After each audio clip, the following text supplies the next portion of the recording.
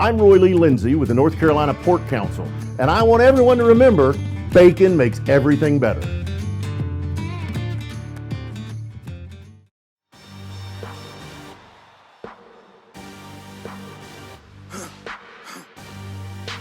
For the victory lap, though. Whoa, whoa. They ain't never seen. It's the fifth quarter here on the North Carolina Sports Network. Mike Waddell along with the coach, Jim Collins. And coach, coming into the weekend, boy, Duke was riding high. They were the only program already bowl eligible out of the 7 FBS teams here in North Carolina, while the Tar Heels, the Mountaineers, and the Pirates were all going through a little bit of a free fall. Well, it didn't take long with the Wolfpack having the weekend off for the script to get flipped again here in North Carolina college football, in a very, very tough loss for Manny Diaz and the Duke Blue Devils.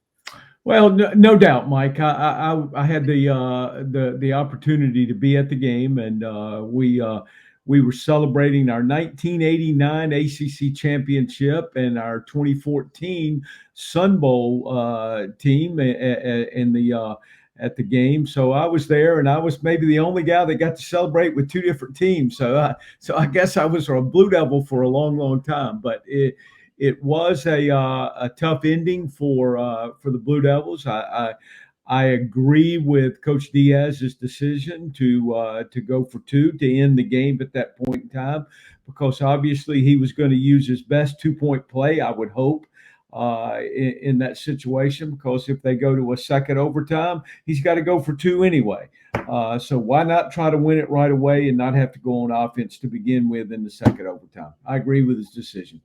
I love the call. I mean, you always want to go for the win. And it's my experience that the players want to go for the win too. I mean, Duke was a decided favorite in that game to SMU. So even though they were the higher ranked team, I tell you, you're in a position to win. You got to take it. But man, 6 turnovers, Jimmy. 6 turnovers the Blue Devils get from the Mustangs and couldn't make any hay.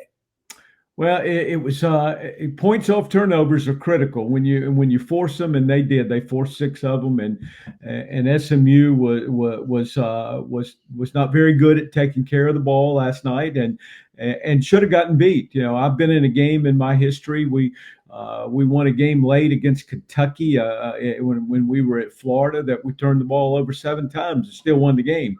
And it was very similar. It was on a last-second play, and it was very similar to the game against SMU. So, it was tough night. But I tell you, the Blue Devil defense is good. They've got good players. They play well. They play together. The Blue Devil offense just needs to help them a little bit more, and they'll have a chance. They go to Miami this week, which will be a real challenge for them. But if their defense can hold up, the offense can play a little bit, they'll have a chance to stay in the game, because Miami's beatable. I'll tell you that. Miami's good, but Miami is beatable. SMU is also pretty good. They get the win. They're 7-1 in their first year in the Atlantic Coast Conference, and their quarterback, Kevin Jennings, had 299 yards of total offense. The Mustangs overall, the 11th best scoring offense in FBS, but they have some work to do, too, as they try to make their run towards Charlotte and a return to the Old North State that first weekend in December. I tell you what, Mike, SMU is a very athletic team, and they look the part when they run out there, and the fans out there may not understand, because I use that terminology a lot, that they look like a Division I team, and some teams don't look that way. SMU looks like a legitimate Power 5 football team. They're big, they're physical, they can run, and it was a big win for them over the Blue Devils. But at the same time, it should have been. I thought Duke played their butts off and deserved the opportunity to win the game. But you can't miss field goals and get field goals blocked, and you can't miss extra points, et cetera, et cetera, et cetera. So those are situations. I feel bad for the Duke kicker, and let me say this: I've heard Manny's post-game press conference.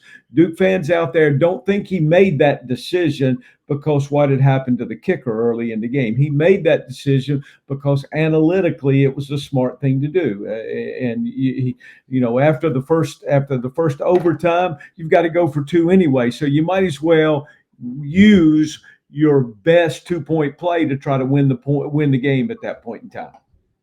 You talk about missed special teams plays, missed opportunities on offense, missed tackles on defense. Man, you could have been talking about the first 8 games of the University of North Carolina's 2024 season. But this year, in 2024, that trip to Albemarle County up in the Commonwealth ended up going very well for the head coach of the Tar Heels, Mack Brown, and Carolina comes out with that inverted score, 41-14 over the Cavaliers. This one was not very close, and not a lot of people had that on their bingo card, given how Carolina's last month has gone for the Tar Heels.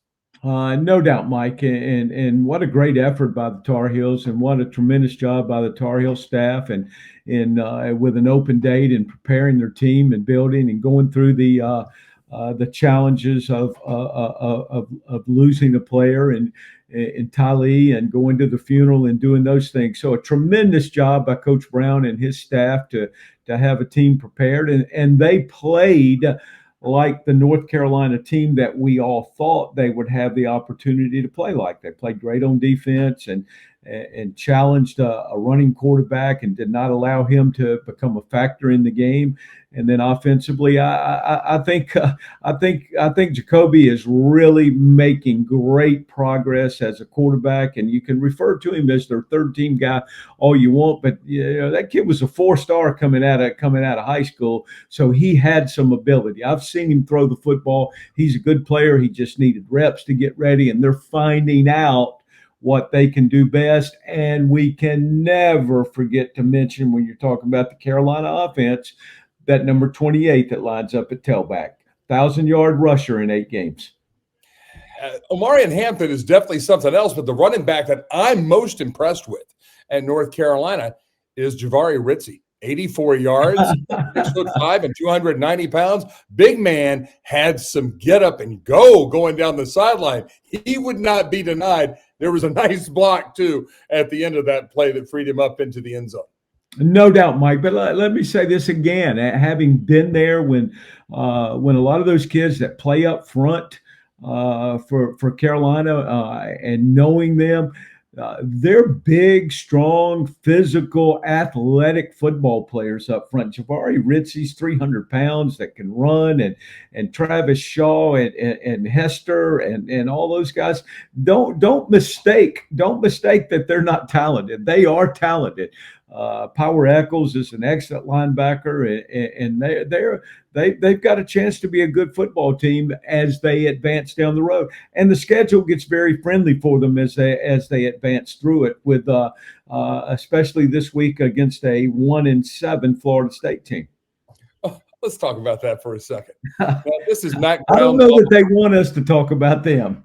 This is Florida State. This is a team that should have been in the CFP playoff last year, according to a lot of folks. I don't tend to agree with that, but they didn't make it. So you drop it. It seemed to have been, this was the only thing that Florida State wanted to talk about all offseason long, along with the fact of how they were aggrieved and miscompensated from the Atlantic Coast Conference and how all these bad things have happened. And now Mike Norvell is sitting down there at 1-7 and looking at a North Carolina team that has some zip to them right now. You saw that enthusiasm that, I got to tell you, I had not seen in any North Carolina game so far this season.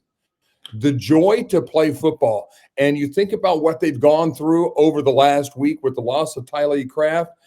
That young man's spirit is bubbling in his teammates. And right now you look at Carolina on the way up perhaps, but Florida State, is Mike Norvell in danger of losing his job, Jimmy? I would not speculate on that at this point in time, Mike, but they just gave him a new contract, so they would owe him quite a bit of money to make this move.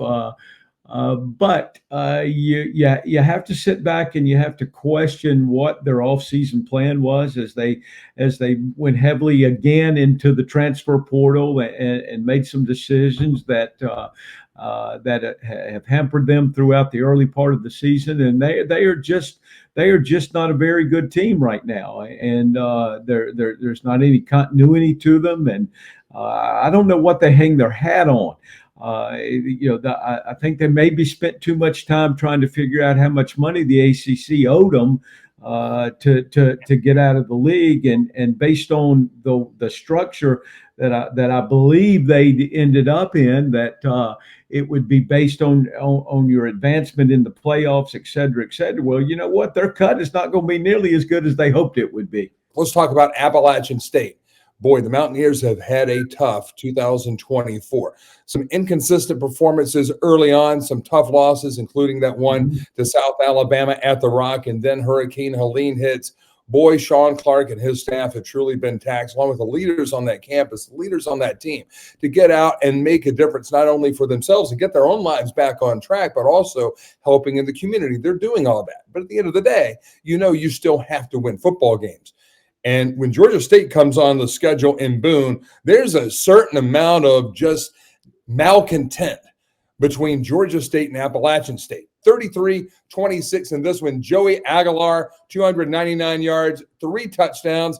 Amani Macho, 115 yards, and another score as the Panthers go down to the Mountaineers. Now, Appalachian State not exactly riding the ship. They're still 500, but they have a game against Old Dominion coming up. And again, I think much like any adversity that a team goes through, it can either do one of two things: rip them apart or bring them together. In this case, it looks like Appalachian State has something positive to start this run here at the end of the season. Well, it'll be a challenge down the road. Old Dominion now was beat a pretty good Georgia Southern team and beat them pretty handily. So I'm not sure where that game is being played, but it will be a challenge for them. But I'm pulling for them. I don't do as good a job of keeping up with who they have and who they play and those things as I probably should. But having been on the mountain for a couple of years and working up there, they have done a very nice job, and to overcome what they have been through since the hurricane and to continue to play at a high level, I give them a lot of credit for the great job that they're doing.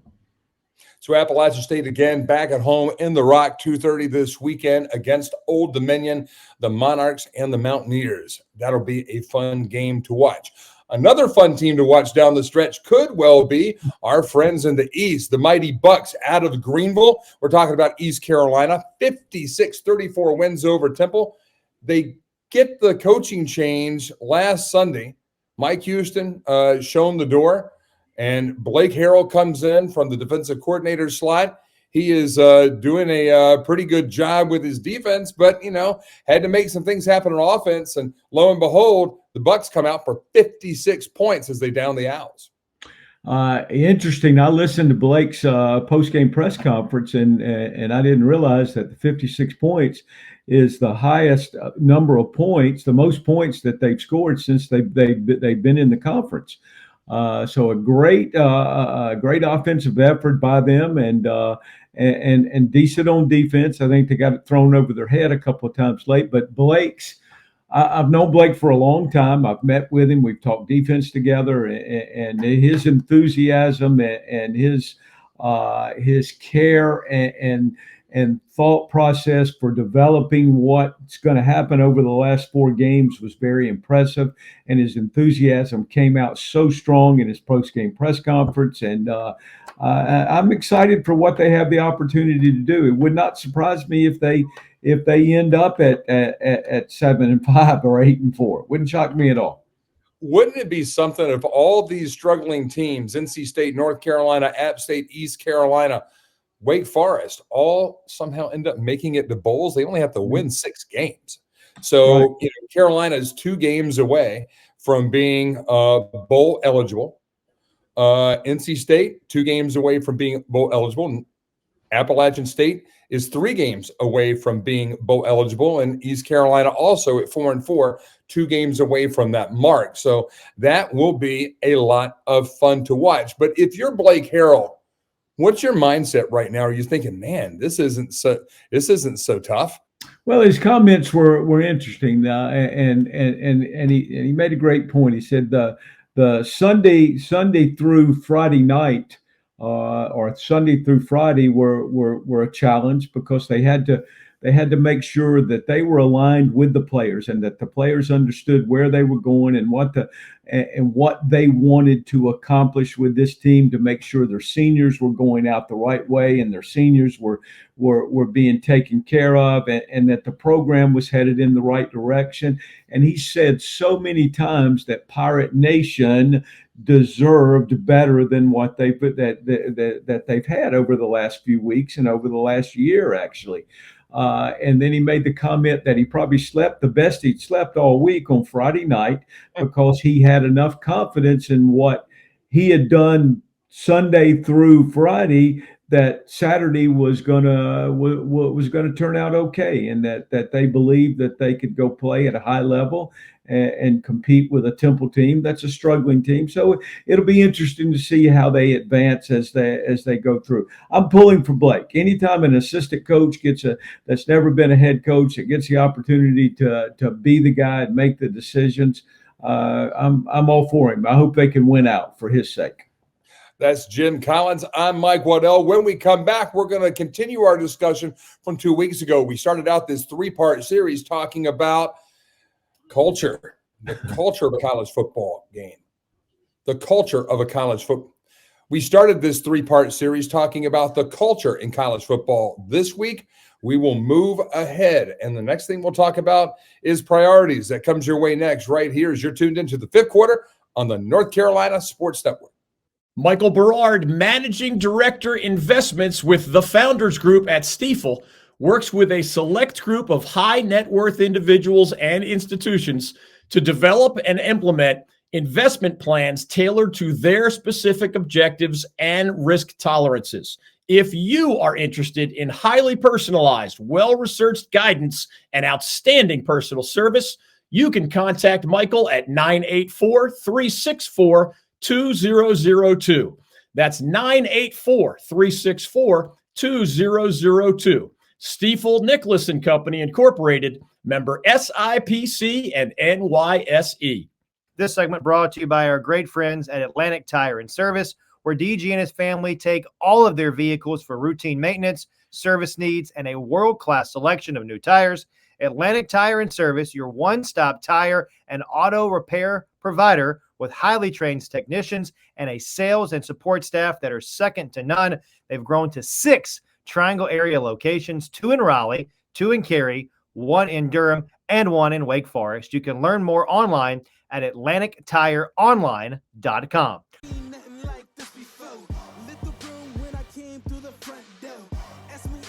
We're talking college football every week right here on the 5th quarter, North Carolina Sports Network. Mike Waddell, along with the coach, Jim Collins. And Coach, 2 weeks ago, we talked about culture. This week, we're going to talk about priorities and what that means in a football program. Obviously, winning is a priority, but you have to make some quick decisions when you take over a program, either on the quick, like Blake Harrell has there at East Carolina, or like Bip Poggi and Sean Clark have done in recent years at Appalachian State and at Charlotte. It is a tough thing to maintain coaching continuity and culture. And let's talk about those priorities. Now, one of the most important jobs that I had as a director of athletics was selecting head coaches, who by title would be the head coach of that program. In this case, we're talking about football. Now, to me, Jim, a good athletic director hires the coach, trusts the vision and the person that they've hired, and then it's the coach's job to make the decisions, to make changes or things like that. You do not want ADs in the trenches making calls about football X's and O's. Now, if things are not going well on the field, it was always my mindset that it was the coach's job to fix that. If I have to go in and tell you the changes you need to make, well, I'm already the head coach then. What do you think about that in terms of the challenges of setting priorities when you're the head coach? Well, I don't think there's any doubt about what you just stated there, Mike. Is that I don't know any coach that would willingly accept a head coaching job when the athletic director is going to decide who his staff is and who he has to work with, and have anything other than input into that. And I think input from the administration is sometimes good, but at the same time, it's got to be the head coach's decision. That's part of what's wrong with a lot of pro football franchises right now, is that people other than football smart people are making decisions on who's on coaching staffs and who the players are, et cetera, et cetera, et cetera. I agree with you 100%. As the administration, you hire what you think is the right guy to be the CEO of your football program. And being the CEO of a football program obviously encompasses a lot of things. And I'm sure that you'll bring those up as from an administrative standpoint. We'll talk about those things as we go through this. Well, when I look at a head coach's priorities, obviously we'll start at the top, the things that most people would come up with: offense, defense, special teams. And now you got to add something else, and might be the most important out of the four. That'd be payroll. Didn't have to worry about that before 2 years ago, really before last year. And now it's a completely different ball game. So that's a lot right there. Your offensive and defensive coordinator, your special teams coordinator, and then also your general manager or the guy who's managing your payroll. Mike, you're absolutely right. The game has changed a great deal, but I'm gonna back up one more step before you get to all that. I think that the other critical guy that you have to include is the strength coach and the strength staff. But at the same time, as a head coach, your priority, and as a position coach or any coach in a program, your priority is the players. They are the team. We're fortunate as coaches to have the opportunity to be part of that team. But I was a much better coach in some situations than I was at others because we had better players.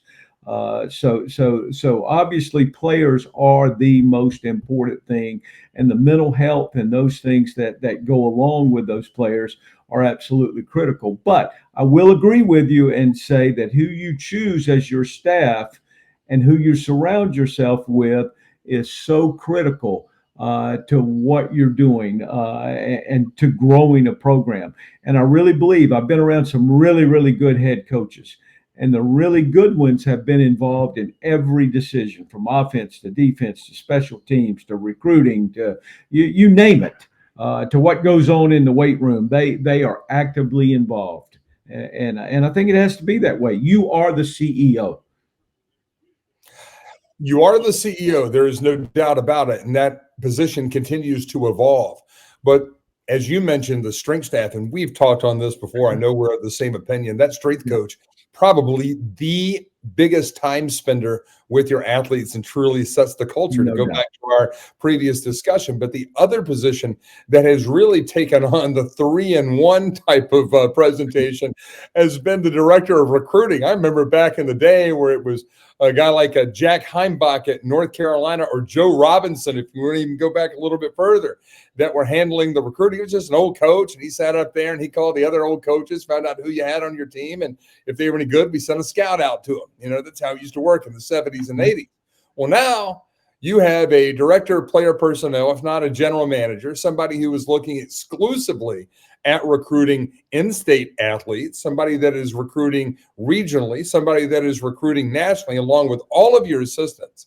Then you have somebody that is just worried about recruiting your own roster, especially if you're at East Carolina, Charlotte, or Appalachian State, because you know that the bigger schools in the state or in the region are going to try to come pilfer you. Yeah. And then we've not even gotten to the transfer portal. And so right now, I can't think of a more frenetic job than recruiting in college football. And I think that, as much as anything else, is really driving these coaches out of the game. You certainly heard it in the tone from veteran basketball coach from UVA, Tony Bennett, last week.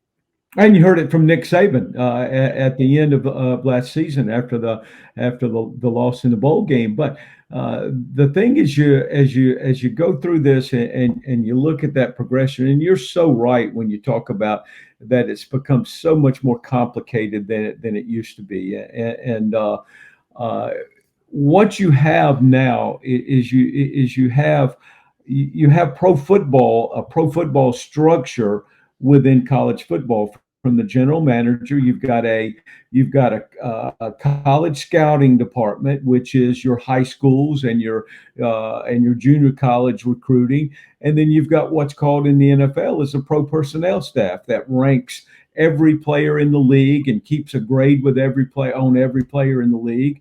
And you have that in college now with the transfer portal because you have to know who is possibly going to enter that portal, and you have to have some idea. Some people do a little better job of evaluating who's in that portal than others, and it's just like in pro ball too. You say, why would you sign that guy? Because what you see on video is what you're paying money for. So don't think you're going to change a guy that's 3 to 4 years into his college career or his NFL career, and you're going to sign him as a free agent and you're going to change who he is. You know what you see on video is what you get. But that's the breakdown that has to happen this day and age in college football. You've got to have departments that can structure you and get you pointed in the right direction to recruit the right players, because players help you win. Culture helps you win also, but better players help you win greatly. The other things that we haven't even talked about on the head coach's plate, facilities. Every coach wants to redo the graphics in their facility. They want to do their own weight room. They want to make their own tweak on the uniform. So that's just a given. One of those hidden expenses as an administrator. We look at the support staff. How many support personnel are you going to have? And right now, a football staff at the SEC, Big Ten, ACC, Big 12 level, creeping upwards of 75 to 100 people in some cases just for football. We're not talking about shared people. Oh, I work with football and volleyball. No, you work with football. And that's pretty going. We have scheduling, which a lot of ADs are taking a bigger interest in right now, but still football coaches want to be involved in scheduling. Public relations is a 10 to 12 hour a week hit easily. Fundraising, you better be fundraising, because if you're not keeping the fat cats happy, they don't have your back, and they're not going to write the checks for you to get the Jimmies and Joes on the field. And then community engagement. We've seen a lot of that. And that's where you really got to give these coaches, and I'll just talk specifically about Mac Brown, what he's been able to do in the community around Chapel Hill, Dave Doran in the learning disabled community, and really working with autism and kids that just don't get a fair break all across the board. And what Sean Clark and Kerwin Bell have been doing up in the western part of the state, along with a lot of D2 coaches in that area as well, and D3 at Brevard, they're out in the community just trying to help people get power on. And so when you get to that game and you hear some of the things that, go on, I'm not saying that you have to have rabbit ears, but sometimes it'd be easy to sit back and say, man, do you even begin to understand all the things that these people are trying to do? Yet they are paid a great deal of money, and they did apply for the job. So it's a burden sometimes, but it's also a burden that does bear, I think, in the year 2024, a little bit of patience more than what you would give somebody who, mowed your lawn and didn't do a good job on the weed eating last week, and you just kick them to the curb. And I see a lot of that now, especially from the general keyboard warrior fans out there saying, man, they lost a game, they've got to go, or they lost 2 games, or they're not having a championship season. Well, it's pretty tough. And, specific to Appalachian State, 1995 was a pretty damn good year in Mountaineer football, probably one of the better years that Jerry Moore had before he won championships in 5, 6, and 7. But do you know where he went in the postseason in 1996 and 1997? Home. They weren't there. No, because I was there. We made the playoffs in 98 and 99, playing Northwestern State and Florida A&M, both first-round losses. But sometimes you got to look a little bit deeper than just what happened this week. And I think as I've taken some time this week to talk to more people at Appalachian State, to talk to more people at Wake Forest, Charlotte, North Carolina, and NC State, it's given me a great opportunity to look inside, and not to look for excuses, Jim, but to definitely look and maybe give a little bit of pause to some harsher critiques that we may or may not have had. Mike, as you were making the statement, I was sitting here and the thing that we have to remember, I know these players get paid, and there are players that are making a lot of money at this point in time and all that, but we have to remember that they are not professionals. They are still college students, and the percentage of those college students that are going to go on to become NFL players is still very low. Approximately 1 to 2% is all that's the number that's going to end up playing in the NFL. So any fan and any supporter of any program, and I don't care if it's Guilford, as I see you have on, or Elon, or Alabama, or any program in the country. As a head football coach and as a football coach on a staff, it is still your job to grow young men into good husbands, fathers, and people that can make a living outside of football, because football's not for all of them. They're not going to go on and play. We forget that now because they get paid. Right. You say they're pros, right? Well, that percentage of them are not pros. They're the high percentage of these guys do not get paid. If they get paid, they get paid very little. And we hear about the $1 million guys, the $500,000 guys, but the high percentage of them out there aren't making that kind of money. They're still living off of a scholarship at this point in time. So we need to remember that, and that goes back to what we talked about in the culture and growing that and growing players. And I think the people in this state, and I'm not kissing people's butts right now, I think the people within this state do a wonderful job of growing their programs and growing their people. That's Jim Collins. I'm Mike Waddell. The only thing I'll add to that, Jim, as we talk about priorities and round this up, because we have to get to Eric Lusk from NorthCarolinaFootballNews.com, talk about the big week in non-FBS football, because we have some great teams in this state. But it goes back to some of these teams that we'll talk about, the Johnson C. Smiths, Lenore Rhines, the Wingets, programs that are doing pretty well, North Carolina Central. Notice that they're struggling at times. It's not always an easy road. And you have to know from an institution point of view what you can be, what your reality is. We'll talk about that next week. But in terms of a priority, one of the number one things I think for each campus is to look around and see, hey, in this new era of college football, where do we stack up? Do we invest another $10 to $15, $20 million a year on top of the $20 million that we're going to have to pay in this house settlement to go out? That's now $35 to $40 million extra that you've got to put into a football roster. Do we do that? There are some Division II and Division III programs in this state that think that they should be playing Division I or Division II. And the only thing I can say is, there but for the grace of God go I. Because when you look around at FCS football, and I can tell you categorically from both the Power 5 level, when I was in the Mid-American Conference, that we lost money in going to the Ford Motor City Bowl that was just in Detroit. For Mac, and you will absolutely lose your hind end when you talk about the FCS football playoff, which is up to 24 teams right now. But when you go to the FCS playoffs, you're losing money. If you have to play on that opening Thanksgiving weekend, it makes no sense. Now, Campbell University did something really smart back in about 20 years ago or so. They added the sport of football, but they did so at the Pioneer League level, where they didn't have to pay for 63 scholarships. It was non-scholarship football. You know who else plays in the Pioneer League, Jim? That would be Davidson. That'd be Davidson. Well, Davidson's pretty good in basketball and a pretty great athletic department, top to bottom. And they knew that you don't make money playing FCS football. Yet that is still the name of the game. Now you have schools like Elon that have moved up. You have a school in Western Carolina that is showing great progress, and that's great for them. But for the other schools that have moved to Division I can look at Presbyterian, used to be pretty good in the South Atlantic Conference. They're kind of a joke now.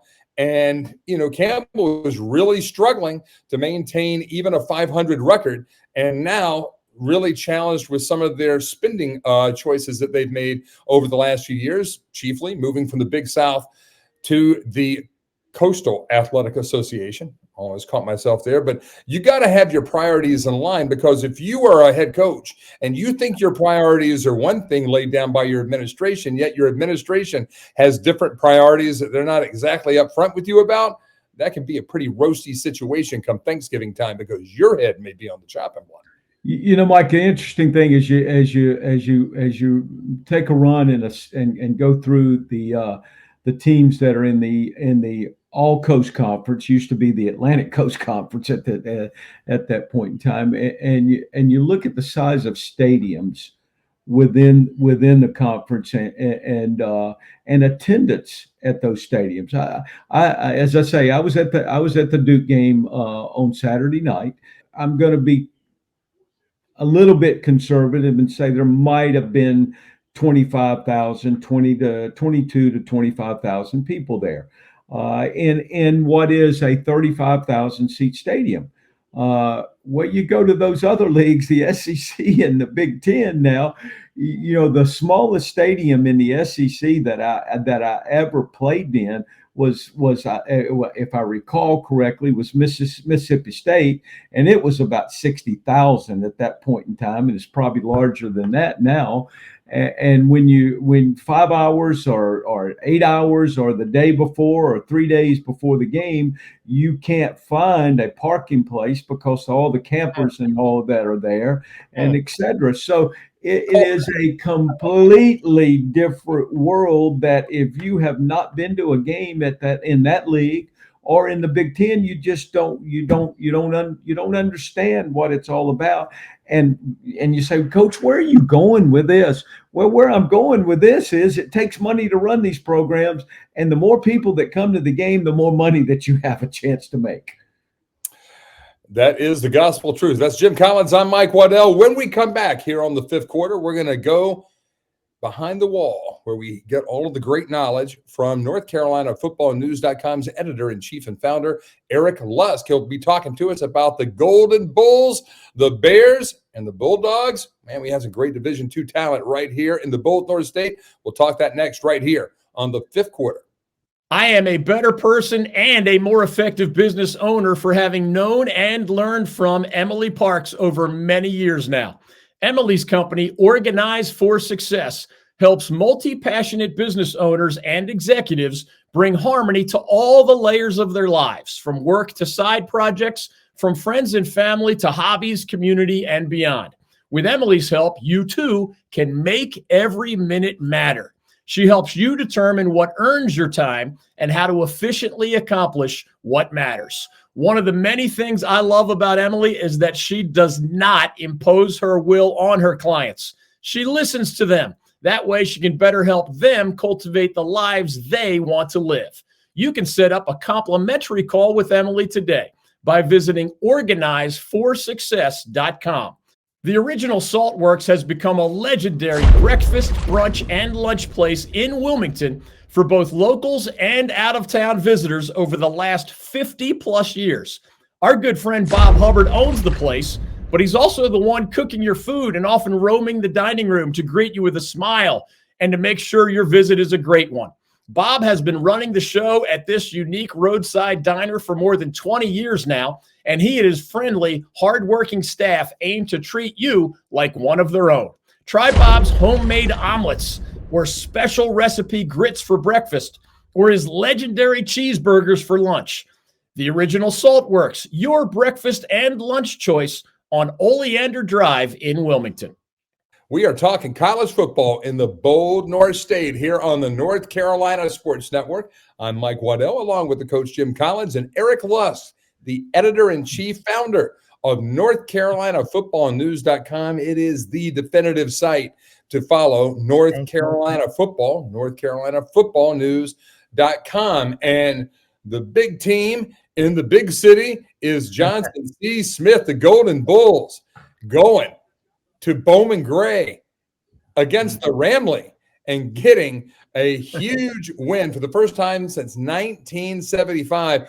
The Bulls have never been 8-0 before, but here they are, Eric Lusk. Johnson C. Smith could be the finest team in our North Carolina FootballNews.com's fabulous 15 again this week. Yep, they'll definitely hold on to number one. You mentioned 1975. I mean, I was 4 years old. I'm a pretty old guy, and that was almost 50 years ago. So they really enjoyed that. Easy. They really enjoyed that win. They've got a legit defense, especially. They didn't play the greatest on offense, but I never felt like they were in trouble. That defense, they just smothered the run. And Winston-Salem State's got a pretty solid offense, but they just couldn't get anything going. So you witness history if you were in that game. 1975 was the last time they did that, and they're now 2-0 in their last two games against Winston-Salem State, and they haven't done that in a while either. So the pursuit of perfection. They're in, right now they're looking good for making the title game, the CIAA title game. Looks like them and Virginia Union will probably be the two teams, but Virginia State can still sneak in there as well. And a big game coming up for the Golden Bulls this week against Fayetteville State. So some Broncos, Golden Bulls action in the South Atlantic Conference. I was at the Wingate-Catawba game over at Irwin Bates Stadium in Monroe on the weekend, and wow. The Bulldogs did not disappoint. They get the win 24-15 over a game Catawba team. And now they'll advance on to play the Mountain Bears between the bricks this week at College Field as Lenore-Ryan edges Limestone 21-19. Boy, Lenore-Ryan just feels like they could be another one of these Bears teams that can really press for D2 honors. But should they really be playing Limestone, a 2-point game? This Limestone program is in their first year under a coach as well, just like the Bears. And I tell you, right, and just like Wingate as well with Rashawn Jordan. So lots of first-year coaches in the South Atlantic Conference. But this weekend, it could be a big game there between Lenore-Ryan and Wingate. Yeah, definitely. Last year it came down to heroics, a 75-yard pass there in the final minute. Wingate pulled it out. Only team to beat Lenore-Ryan in the last regular season. So I'm sure there'll be a little bit of get back from the Lenore-Ryan perspective. They want to avenge that loss. And then pretty much the berth in the South Atlantic title game, I think it's on the line. Limestone, I think, could still sneak in if both Wingate and Lenore-Ryan struggle for a couple more weeks. But like you said, I think there's reasons. Both teams kind of surprised me that those games were close this weekend. Limestone was not playing with their star quarterback, Dustin Noller. So it surprised me a little bit that game was that close. But maybe both are looking ahead a little bit, looking ahead to this coming weekend, which should be one of the best games of the year. Jim, if you were scouting a Division II team as opposed to a Division I team where the vast majority of your time was in football, along with being in the professional ranks, but what would the big things that you would notice between a D2 player on defense and a D1 player on defense?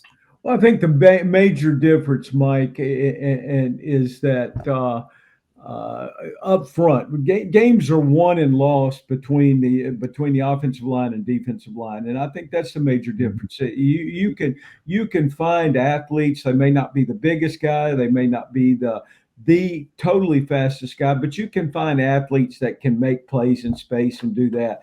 But the key are offensive and defensive linemen and big guys. Big guys make the difference because you got to protect the quarterback, you got to block for the run game, and you got to get off blocks up front and make tackles. So I think that's the huge difference.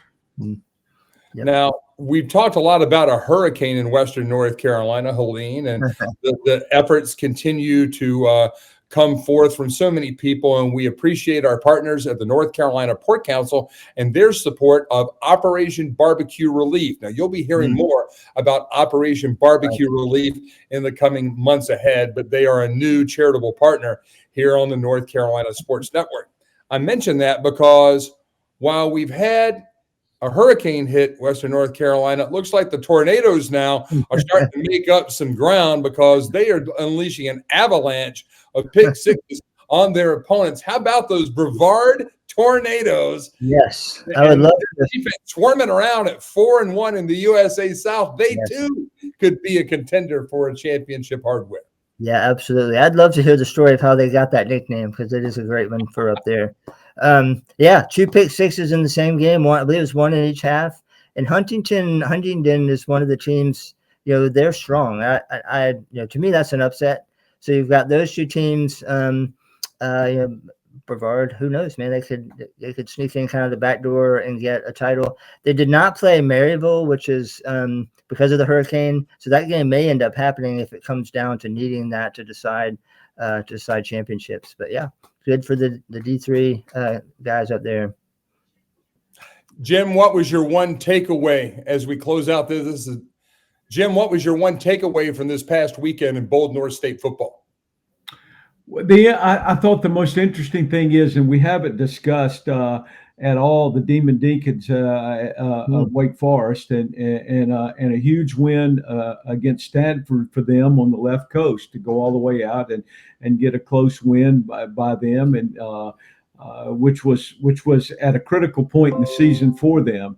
So I think to not give them a shout out at this point in time would be important, and I'm looking forward as we move into next week and to that challenge that's coming up is how did NC State use their open date to get healthy and to grow into a better team with a young quarterback and to make advancement and see where they can go. So those are the big things. And I think the most disappointing thing was that the Blue Devils didn't come out with a win as we celebrated the 1989 ACC championship team.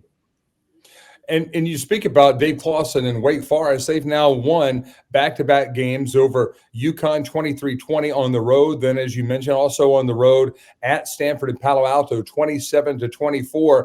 Only that 49-14 loss in Winston-Salem to Clemson really stands out. I mean, yeah, they had a 4-point win over NC State, and that's a great win. But that 3-point loss against Louisiana and that 1-point loss against Virginia. Oh, but if not for those 2 games, old Dave Clawson, who is, he's had his moments in post games this year, Jimmy. I tell you, this Demon Deacon team might not be that far off.